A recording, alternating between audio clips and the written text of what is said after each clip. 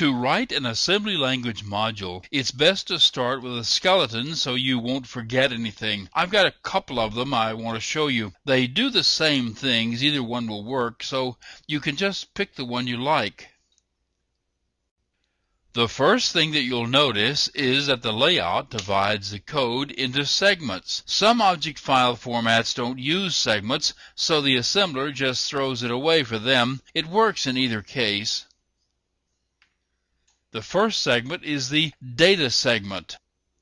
It's for initialized data. Any declarative that has an initial value goes in here. All of the initial values are constructed by the assembler and stored in the object file, so when the program is loaded into memory, all the initial values are loaded also.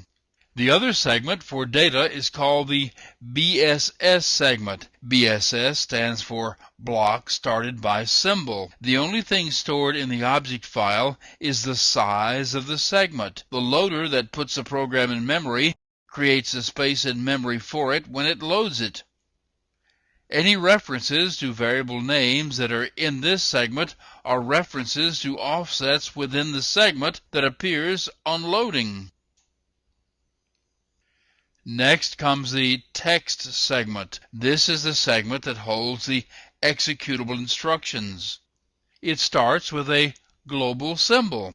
This is the name of the function to be called. If this were a C program, the name would be main. That's the name of the function called by the runtime system to start the program running. So this will need to be some name known to another module that is used to call it.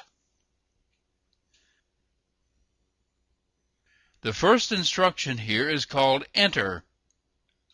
You use it to save the context and set up the stack. You replace the letter N with the number of bytes that you want to allocate on the stack for local variables. If you don't want to declare any temporary local workspace, just use 0. The second argument has to do with nesting functions inside functions, so you can just consider it to be always 0. Next comes one or more push instructions. This is to save the contents of any registers that you will be using in your function body. Then immediately comes the function body. Finally, to exit the function, you restore all the caller's registers. You put the return value in a location the caller expects it. EAX is usually used for this. Then comes the leave instruction. It does the inverse of the enter instruction by removing the local workspace from the stack and restoring the original context. Then the last thing to be done is to return to the caller. I said I had two skeleton layouts. The other one is almost the same. The only difference is how the enter and leave code is included. This time, discrete stack and copy instructions are used instead of enter and leave. They do exactly the same things. The only differences are the enter and leave instructions take a few more clock ticks, but they're also a bit smaller. Anyway, written this way, you can see what enter and leave do.